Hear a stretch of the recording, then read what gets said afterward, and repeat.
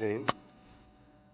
ಪ್ರತಿನಿಧಿ ವೀಕ್ಷಕರಿಗೆ ಮಾಜಿ ಸೈನಿಕ ಕಿಶೋರ್ ಗದ ಮಾಡೋ ನಮಸ್ಕಾರಗಳು. ಸ್ನೇಹಿತರೆ, ನಮಗೆ 14 ಫೆಬ್ರವರಿ ಅಂತ ಹೇಳಿದ್ರೆ ಮೊದಲು ನೆನಪು ಬರೋದು ವ್ಯಾಲೆಂಟೈನ್ಸ್ ಡೇ. ವ್ಯಾಲೆಂಟೈನ್ಸ್ ಡೇ ಅಲ್ಲದೆ ಭಾರತಕ್ಕೆ ಕರಾಳವಾದ ದಿನ ಆಗೋದು. ಹಲವಾರು ಘಟನೆಗಳಿದೆ. 14 ಫೆಬ್ರವರಿ ಅಂದೇ ಯೂಟ್ಯೂಬ್ ವರ್ಲ್ಡ್ ವೈಡ್ ಶುರುವಾಗಿದ್ದು, ಮತ್ತು ಈಗ ರೀಸೆಂಟಾಗಿ ಕೌಹಕ್ ಡೇ ಅಂತ ಪ್ರಾರಂಭಿಸಿದ್ದಾರೆ.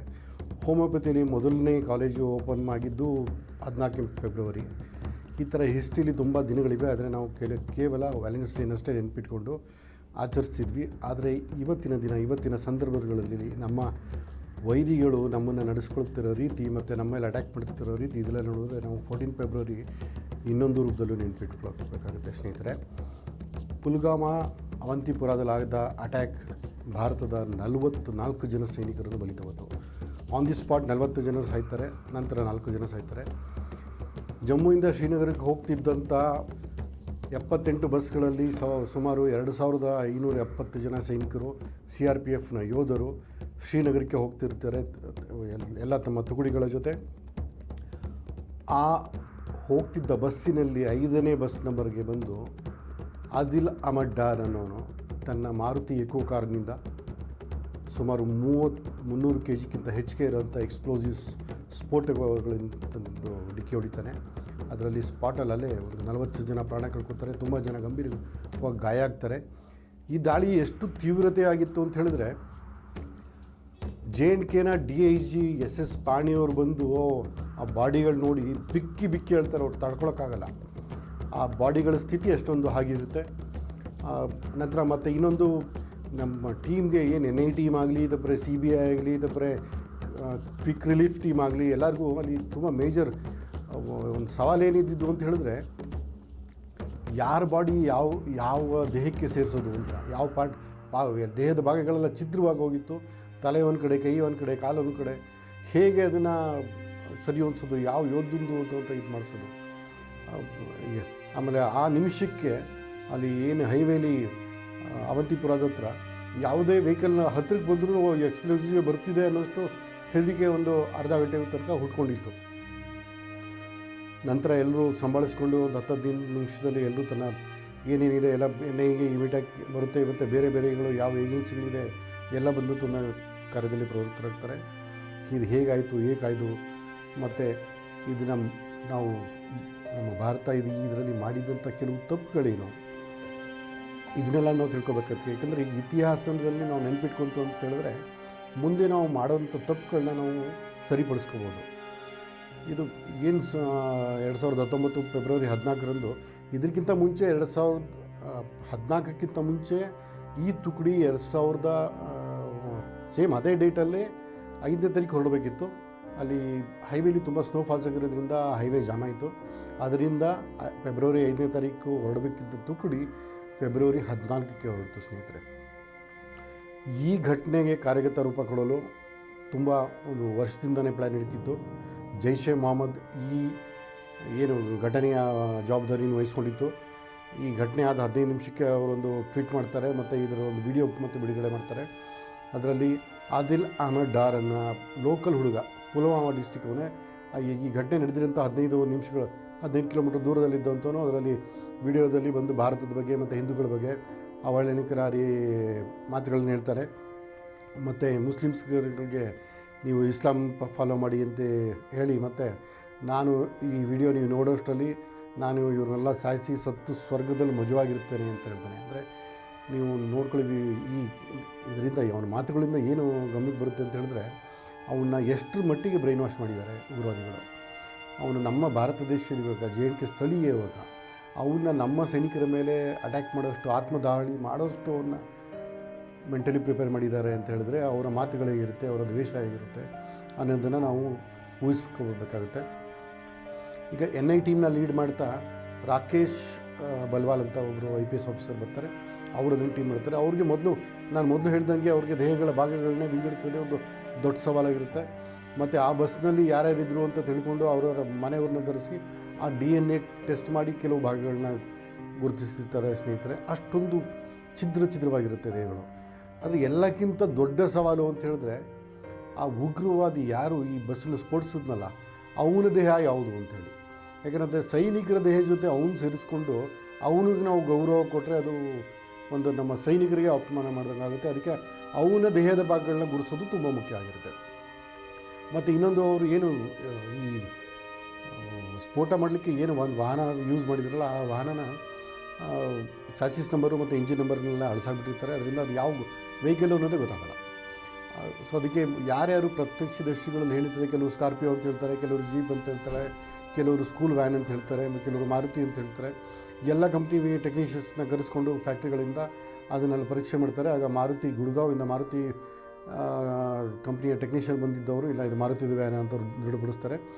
ಅದರಲ್ಲಿ ಯಾವುದೋ ಒಂದು ಬ್ಯಾಚ್ ನಂಬರ್ ಸಿಗುತ್ತೆ. ಬ್ಯಾಚ್ ನಂಬರ್ ಪ್ರಕಾರ ಅವತ್ತಿನ ಡೇಟಲ್ಲಿ 7 ಗಾಡಿಗಳು ಮ್ಯಾನುಫ್ಯಾಕ್ಚರ್ ಆಗುತ್ತೆ. 7 ಗಾಡಿಗಳಲ್ಲಿ 3 ಗಾಡಿ ಏಕೋ ಆಗಿರುತ್ತೆ. ಅದರಲ್ಲಿ 1 ಗಾಡಿ ಅನಂತನಾಗ್ ಜಿಲ್ಲೆಗೆ ಸೇಲ್ ಆಗಿರುತ್ತೆ. ಅನಂತನಾಗ್ ಜಿಲ್ಲೆಯಿಂದ ಸೇಲ್ ಆಗಿರೋಂಥದ್ದು ಎಲ್ಲ ತೆಗೆದು ನೋಡ್ಕೊಳ್ಳೋಕೆ ಹೋದಾಗ ಅದರಲ್ಲಿ ಸಾಜಿದ್ ಭಟ್ ಅಂತ ಹೇಳಿ ಲಾಸ್ಟ್ ಸೇಲ್ ಒಂದಾಗಿರುತ್ತೆ. ಅವನ್ನ ಹುಡ್ಕೋಕೆ ಹೋಗ್ತಾರೆ. ಅವನು ಮನೆಯಿಂದ 15-20 ದಿನ ಮುಂಚೆನೇ ತಪ್ಪಿಸ್ಕೊಂಡು ಬೇರೆ ಕಡೆ ಇರ್ತಾನೆ. ಅಲ್ಲಿಗೆ ಅದು ಕನ್ಫರ್ಮ್ ಸಾಜಿದ್ ಭಟ್ ಈ ವೆಹಿಕಲ್ ಪರ್ಚೇಸ್ ಮಾಡಿದ್ದಾನೆ. 9ನೇ ಕೈ ಆಗಿರುತ್ತೆ. ಮತ್ತು ನೆಕ್ಸ್ಟು ಈಗ ಅಂತಾರಾಷ್ಟ್ರೀಯ ಮಟ್ಟದಲ್ಲಿ ಸಾಕ್ಷಿಗಳನ್ನು ಒದಗಿಸ್ಬೇಕು ಅಂದರೆ ಬಲವಾದ ಸಾಕ್ಷಿಗಳು ಬೇಕು. ಈಗ ಈ ಗಾಡಿ ಏನು ಇವರು ಯೂಸ್ ಮಾಡಿದ್ದಾರೆ ಅದಕ್ಕೆ ಅದ್ರ ಜೊತೆಗೆ ಈಗ ಎಲ್ಲ ಏನು ಊಹಿಸ್ತಿದ್ರು ಈ ಗಾಡಿ ಇರ್ಬೋದು ಅಂತ ಅತಿಗಟ್ಟಿಗಾಗಿ ನಾವು ಹೇಳೋಕ್ಕಾಗ್ತಿರಲಿಲ್ಲ ಅದನ್ನು. ಮತ್ತು ಈಗ ತನಿಖಾ ತಂಡ ಪಕ್ಕದಲ್ಲಿ ಜೇಲಂ ನದಿ ಹರಿತಿತ್ತು. ಆ ಜೇಲಂ ನದಿ ಹತ್ರ ಅವ್ರು ಹುಡುಕಿದಾಗ ಅಲ್ಲೊಂದು ಕೀ ಸಿಗುತ್ತೆ ಅವ್ರಿಗೆ. ಆ ಕೀ ಮತ್ತು ಈ ಗಾಡಿ ನಂಬರು ನೋಡಿದಾಗ 2 ಸೀಕ್ವೆನ್ಸು ಸರಿ ಹೋಗುತ್ತೆ. ಆಗ ಇದೇ ಗಾಡಿ ಮಾರುತಿ ಕೊನೆ ಸ್ಫೋಟ ಆಗಿರೋದು ಅಂತಾಗಿ ಇದು ತೊಗೊಂಡಿದ್ದು ಯಾರು ಅಂತ ಕನ್ಫರ್ಮ್ ಆಗುತ್ತೆ. ಮತ್ತು ಅದಾದ ನಂತರ ಸ್ವಲ್ಪ ಒಂದು 5 ನಿಮಿಷ ಬಿಟ್ಟು ಮತ್ತು ಕೀ ಹತ್ರ ಒಂದು ದೇಹದ ಒಂದು ಮೂಳೆಪಾಟು ಸಿಗುತ್ತೆ. ಆಗ ರಾಕೇಶ್ ಬಲ್ವಾಲ್ ಅವರು ಅಂದಾಜು ಮಾಡ್ತಾರೆ ಇದು ಕೀ ಇಲ್ಲಿ ಬಂದಿದೆ ಅಂತ ಹೇಳಿದ್ರೆ ಇದು ಮೋಸ್ಟ್ಲಿ ಉಗ್ರವಾದಿ ಶರೀರದ ಭಾಗವಾಗಿರಬೇಕು ಅಂತೇಳಿ. ಇದನ್ನು ಅವ್ರು ಯಾರು ವೀಡಿಯೋದಲ್ಲಿ ಇರ್ತಾನೆ ಆದಿಲ್ ಅಹಮದ್ ಡಾರ್ ಅವರ ತಂದೆ ಜೊತೆ ಈ ಮೂಳೆದು DNA ಮಾಡಿಸ್ತಾರೆ. ಅದು ಹೊಂದ್ಕೊಳ್ಳುತ್ತೆ. ಅಲ್ಲಿಗೆ ಕನ್ಫರ್ಮ್ ಆದಿಲ್ ಅಹಮದ್ ಡಾರೆ ಈ ಆತ್ಮಹತ್ಯೆ ದಾಳಿ ಮಾಡಿರೋದು ಅಂತ. ಈಗ ಇವನ ಜೊತೆ ಇನ್ಯಾರ್ಯಾರು ಇದ್ದಾರೆ ಅಂತ ಹುಡುಕ್ತಾ ಹೋದಾಗ ಅಲ್ಲಿ ಜೇನ್ಕಲ್ಲಿ ಏನಾಗುತ್ತೆ ಅಂತ ಹೇಳಿದ್ರೆ ಇಲ್ಲಿ ನಾವು ಸ್ಲೀಪರ್ ಸೆಲ್ಸ್ ಅಂತ ಹೇಳ್ತೀವಲ್ಲ ಹಾಗೆ ಅಲ್ಲಿ ಓವರ್ ಗ್ರೌಂಡ್ ವರ್ಕರ್ಸ್ ಅಂತ ಹೇಳ್ತಾರೆ. ಅವರು OGW ಅಂತ ಅವರು ಕರೀತಾರೆ ಅದನ್ನು. ಓವರ್ ಗ್ರೌಂಡ್ ವರ್ಕರ್ಸ್ ಅಂತ ಹೇಳಿದ್ರೆ ಇವರು ಏನೇ ಉಗ್ರವಾದಿಗಳು ಅವರು ಕೊಲೆ ಒಂದು ಮಾಡಲ್ಲ ಮತ್ತು ಅಟ್ಯಾಕ್ ಒಂದು ಮಾಡಲ್ಲ. OGಗಳು ಬೇರೆ ಏನೇನು ಬೇಕು ಎಲ್ಲ ಗ್ರೌಂಡ್ ವರ್ಕ್ ಮಾಡಿ ಅವ್ರಿಗೆ ಈ ಘಟನೆನ ಕಾರ್ಯರೂಪಕ್ಕೆ ತರೋಕ್ಕೆ ತನ್ನ ಫುಲ್ ಗ್ರೌಂಡ್ನ ರೆಡಿ ಮಾಡಿಕೊಡ್ತಾರೆ. ಅಂಥವರು ದುಡ್ಡು ತೊಗೊಂಡು ಕೆಲಸ ಮಾಡೋಂಥವ್ರು. ಅವ್ರನ್ನ ಮೊಬೈಲ್ಗಳನ್ನ ಸರ್ವಿಸ್ ಹಾಕಿದಾಗ ಅದರಲ್ಲಿ 2 ಹೆಸರು ತುಂಬ ಪ್ರಮುಖವಾಗಿ ಬರುತ್ತೆ. ಒಂದು ಮುದಾಸಿರ್ ಅಹಮದ್ ಅಂತೇಳಿ ಮತ್ತು ಇನ್ನೊಬ್ಬಂದು ಯಾರ್ದೋ ಇದು ಬರುತ್ತೆ. ಇವರಿಬ್ಬರದು ಮುದಾಸಿರ್ ಅಹಮದ್ ಮತ್ತು ಬಿಲಾಲ್ ಮೀರ್ ಅಂತೇಳಿ. ಬಿಲಾಲ್ ಮೀರ್ ಇಬ್ಬರದು ಫೋನ್ಗಳು ಸರ್ವಿಲೆನ್ಸ್ ಮಾಡಿದಾಗ ಇವ್ರಿಗೆ ಏನು ಶುಭಾಶಯಗಳು ಬರ್ತಿರುತ್ತೆ ಪಾಕಿಸ್ತಾನದಿಂದ, ನೀವು ಇದಕ್ಕೆ ಇದನ್ನು ಕಾರ್ಯಗತಕ್ಕೆ ರೂಪಕ್ಕೆ ತಂದರೆ ತುಂಬ ಒಳ್ಳೆ ಕೆಲಸ ಮಾಡಿದ್ದೀರಾ ಅಂತೇಳಿ. ಮತ್ತು ಅವರಿಬ್ಬರನ್ನು ಹಿಡಿಯೋಕ್ಕೆ ಹೋದಾಗ ಅವರು ಸೈನಿಕರ ಮೇಲೆ ದಾಳಿ ಮಾಡ್ತಾರೆ. ಅವರಿಬ್ಬರನ್ನು ಸೈನ್ಯ ಮತ್ತು CRPF ಜಾಯಿಂಟ್ ಆಪ್ರೇಷನಲ್ಲಿ ಹೊಡೆದುಡಿಸುತ್ತೆ. ಅವರ ದೇಹ ಸ್ಪೆಷಲಿ ಮುದಾಸಿರ್ ಅಹಮದ್ ದೇಹ ಅವ್ರ ಮನೆಯವರು ತಲುಪಿಸಿದಾಗ ಆ ಮನೆ ಅಲ್ಲಿ ಅವನ್ನ ಹೇಗೆ ಬಿಂಬಿಸಲಾಯಿತು ಅಂದರೆ ಅವನು ಹುತಾತ್ಮ. ನನಗೆ ತುಂಬ ಜನ ಅವನ ಶವಯಾತ್ರೆಯಲ್ಲಿ ಪಾಲ್ಗೊಳ್ತಾರೆ. ಮತ್ತು ಅಲ್ಲಿ ಜೈಷ್ ಎ ಮೊಹಮ್ಮದ್ ಮತ್ತು ಬೇರೆ ಬೇರೆ ಸಂಘಟನೆಗಳ ಉಗ್ರವಾದಿ ಸಂಘಟನೆಗಳ ಬಾವುಟಗಳು ಹಾರಿಸ್ತಾರೆ. ಅದರಿಂದ ಎಲ್ಲ ಮೀಡಿಯಾ ಅವರೆಲ್ಲರೂ ಇವನೇ ಇರೋದು ಮಾಸ್ಟರ್ ಮೈಂಡು ಅನ್ನೋ ರೀತಿ ಬಿಂಬಿಸ್ತಾರೆ. ಇದೆಲ್ಲ ರಿಪೋರ್ಟು ಹಾಗೆ ಮಾಡ್ತಾರೆ. ಆದರೆ ನಿಜವಾದ ಮಾಸ್ಟರ್ ಮೈಂಡ್ ಅವನಾಗಿರೋದಿಲ್ಲ. ಮತ್ತು IPS ರಾಕೇಶ್ ಬಿಲ್ವಾಲ್ ಅವ್ರಿಗೆ ಎಲ್ಲೋ ತಲೆಗೆ ಹೊಡಿತಿರುತ್ತೆ, ಇವನು ಸಾಮಾನ್ಯ ಉಗ್ರವಾದಿ, ಇವನು ಇರಲಿಕ್ಕೆ ಸಾಧ್ಯ ಇಲ್ಲ, ಇದೆಲ್ಲೋ ಬೇರೆ ಇದಾಗ್ತಿದೆ ಅಂಥೇಳಿ. ಮತ್ತು ಇದೇನು ಅಟ್ಯಾಕ್ ಆಗುತ್ತೆ 14 ಫೆಬ್ರವರಿ, ಅದಾದ 12ನೇ ದಿನಕ್ಕೆ 26th ಫೆಬ್ರವರಿಗೆ ಬಾಲಾಕೋಟ್ ಏರ್ ಸ್ಟ್ರೈಕ್ ಮಾಡ್ತಾರೆ ಇಲ್ಲಿ ಏರ್ಫೋರ್ಸ್ ಕಡೆಯಿಂದ. ಅದರಲ್ಲಿ ಯಾಕಂದರೆ ಅವರು ಜೈಷ್ ಎ ಮೊಹಮ್ಮದ್ ಅವರು ಈ ದಾಳಿನ ನಾವೇ ಮಾಡಿದ್ದು ಅಂತ ಅವ್ರ ಜವಾಬ್ದಾರಿ ತೊಗೊಂಡಿರ್ತಾರೆ. ಆ ಟ್ರೈನಿಂಗ್ ಸೆಂಟ್ರಲ್ಲಿ ಸುಮಾರು 280ಕ್ಕಿಂತ ಹೆಚ್ಚು ಉಗ್ರವಾದಿಗಳು ಟ್ರೈನಿಂಗ್ ಮಾಡ್ತಿರ್ತಾರೆ. ಅವರು ಎಲ್ಲರೂ ಹೊಡಿತಾರೆ ಏರ್ ಸ್ಟ್ರೈಕಲ್ಲಿ. ಅದೊಂದು ದೊಡ್ಡ ನಮಗೆ ಸಕ್ಸಸ್ ಅಂತಲೇ ಹೇಳ್ಬೋದು. ಮುಂದಿನ ದಿನಗಳಲ್ಲಿ 280 ಜನ ಉಗ್ರವಾದಿಗಳು ಟ್ರೈಂಡಾಗಿ ಅವ್ರು ಭಾರತಕ್ಕೆ ಬರ್ತಿದ್ದು. ಅದರಿಂದ 280 ಜನನ ಒಂದೇ ಏರ್ ಸ್ಟ್ರೈಕಲ್ಲಿ ಮುಗಿಸಿದ್ದಾಯಿತು. ಅದರಲ್ಲಿ ಅವರ ಏನು ಚೀಫ್ ಮಸೂದ್ ಅಜರು ಮತ್ತು ಅವ್ರ ಅಣ್ಣ ರಫೀಲ್ ಅವರು ಆ ದಿನ ಅಲ್ಲಿರಬೇಕಿತ್ತು. ಆದರೆ ಲಾಸ್ಟ್ ಮೂಮೆಂಟಲ್ಲಿ ಅವರು ಅಲ್ಲಿಂದ ಪ್ರೋಗ್ರಾಮ್ ಚೇಂಜ್ ಆಗಿ ಆ ಇಬ್ಬರು ಅಲ್ಲಿಗೆ ಬರಲಿಲ್ಲ. ಇಲ್ಲ ಅಂದರೆ ಅವತ್ತೇ ಎಲ್ಲ ಒಟ್ಟಿಗೆ ಮುಗಿದೋಗ್ತಿತ್ತು ಜೈಷ್ ಎ ಮೊಹಮ್ಮದ್. ಈಗ ಮತ್ತೆ ಇಲ್ಲಿಗೆ ಬಂದಾಗ ರಾಕೇಶ್ ಬಿಲ್ವಾಲ್ ಅವರು ಈ ಮಾಸ್ಟರ್ ಮೈಂಡ್ನ ಹುಡುಕಕ್ಕಿರ್ಬೇಕಾದ್ರೆ ಮತ್ತೆ ಇವ್ರನ್ನ ಮತ್ತೆ ಇನ್ನಷ್ಟು ತನ್ನ ತನಿಖೆಯನ್ನು ಮಾಡ್ತಾರೆ. ಮತ್ತು ಇವರು ಈ ಮಧ್ಯೆ ಅದಲ್ಲದೆ 18 ಜನ ಉಗ್ರವಾದಿಗಳನ್ನ ಹೊಡೆದಿರ್ತಾರೆ. ಈ ಏನು 15-20 ದಿನ ಗ್ಯಾಪ್ಗಳಲ್ಲಿ CRPFಲ್ಲೂ ಏನೋ ಒಂದು ನಾವು ಅವ್ರಿಗೆ ನಮ್ಮ ಎಷ್ಟು 40 ಜನನ ಸೈನಿಕರನ್ನು ಸಾಯಿಸಿದ್ದಾರೆ, ನಾವು ಟ್ರೈನಿಂಗ್ ಕ್ಯಾಂಪ್ ನಾವು ಹೊಡೆದು 280 ಜನನ ಹೊಡೆದ್ರೂ ಇವರಿಗೆ ಸಮಾಧಾನ ಇರಲಿಲ್ಲ. ಮತ್ತೆ ನಾವು ಅವ್ರ ಮೇಲೆ ಸೇಟ್ ತೀರಿಸ್ಕೋಬೇಕು ಅನ್ನೋದು CRPF ಸೈನಿಕರಿಗೆ ಎಲ್ರಿಗೂ ತಲೆ ಬಂದ್ಬಿಟ್ಟಿರುತ್ತೆ. ಮತ್ತು ಬೇರೆ ಏನೋ ಕೆಲಸಗಳು ಈ ಕ್ರಿಯೇಟ್ ಮಾಡಿ ನಾವು ಕೊಟ್ಟರೆ ಮೇ ಬಿ ಅಲ್ಲಿ ಯುವಕರು ಬೇರೆ ಥರದಲ್ಲಿ ಚೇಂಜ್ ಆಗ್ಬೋದು. ಈಗ ಅದು ಸಾಕಷ್ಟು ಆಗಿದೆ. ಈಗ 370 ಏನು ರದ್ದಾದ ಮೇಲೆ ಸ್ಟೋನ್ ಪೆಟ್ಟಿಂಗು ಇಲ್ಲವೇ ಇಲ್ಲ, ಅದು ಒಂಥರ ಒಳ್ಳೆ ಇದೆ.